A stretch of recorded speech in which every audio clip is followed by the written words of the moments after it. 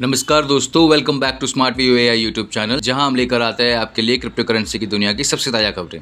तो चलिए बिना किसी का टाइम वेस्ट किए चलते हैं अपनी पहली न्यूज़ पे। बिटकॉइन में इस हफ्ते कुछ 5 ऐसे मेन इवेंट हुए हैं जो ट्रेडर्स का ध्यान अट्रैक्ट कर रहा है। तो चलिए उन्हें जानते हैं। पहला, बिटकॉइन में तेजी से गिरावट देखी, जिसका कारण उसकी कीमत $30,000 के नीचे आ गई। ये डाउन मूवमेंट ने ट्रेडर्स और इन्वेस्टर में बढ़ती हुई टेंशन का रीजन बन रहा है। दूसरा, bitcoin fear and greed index extreme fear से ज्यादा वाले स्टार तक पहुंच गया है और इस मैट्रिक से पता चलता है कि मार्केट फ्यूचर में डाउन जाने वाली सिचुएशन में है, जिससे लॉन्ग टर्म तक के लिए बाइंग अपॉर्चुनिटी बन सकती है।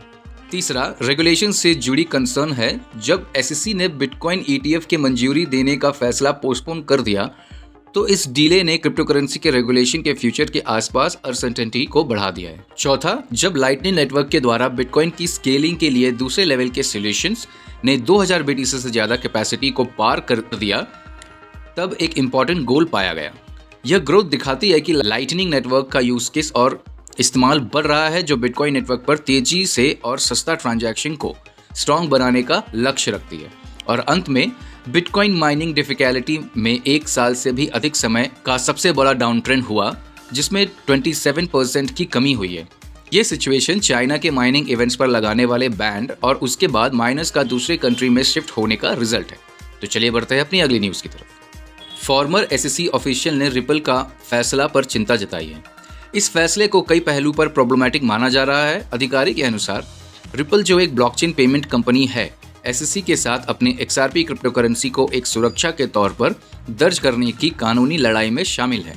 पुराने एसईसी अधिकारी को लगता है कि इस फैसले ने सुरक्षा के कानून और नियमों के लागू होने पर सवाल उठाए हैं, साथ ही क्रिप्टो करेंसी मार्केट पर भी असर होने का संकेत है। तो चलिए बढ़ते हैं अपनी अगली न्यूज़ की तरफ। फाइनेंशियल स्टेबिलिटी बोर्ड (FSB) ने क्रिप्टो करेंसी के लिए एक ग्लोबल फ्रेमवर्क बनाने के लिए अपने एडवाइस तैयार किए हैं। FSB एक इंटरनेशनल इंस्टीट्यूशन है जो वर्ल्ड फाइनेंस नंबर्स को मॉनिटर करती है और एडवाइस देती है। इस फ्रेमवर्क का पर्पस क्रिप्टो एसेट से जुड़ी पॉसिबल डेंजर का सॉल्यूशन करना है और फाइनेंशियल स्टेबिलिटी को बढ़ाना है।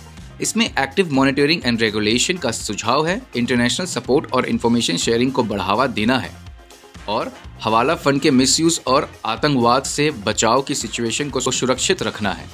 यह सुझाव ग्लोबल स्टार पर क्रिप्टो रेगुलेशन के लिए एक कोऑर्डिनेटेड अप्रोच बनाने की तरफ एक इम्पॉर्टेंट कदम है।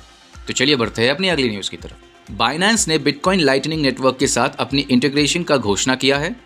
लाइटनिंग नेटवर्क एक लेयर 2 स्केलिंग सॉल्यूशन है बिटकॉइन के लिए, जो ऑफ-चेन चैनल्स को इस्तेमाल करके फास्ट और चीप ट्रांजैक्शन को पॉसिबल बनाता है।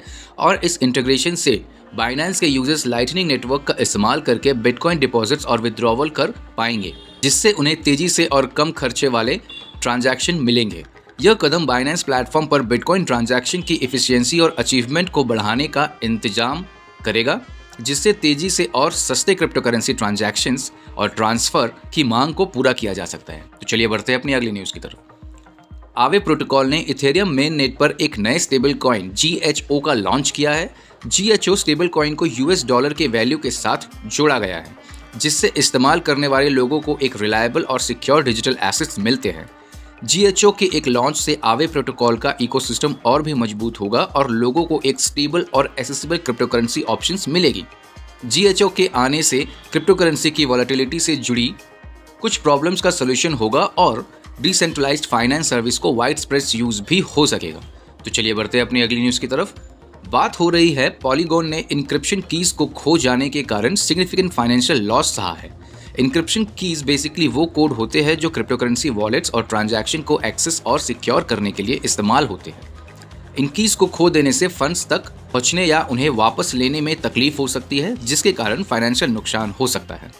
पॉलीगॉन के लिए यह नुकसान अभी से $1 बिलियन तक पहुंच चुकी है।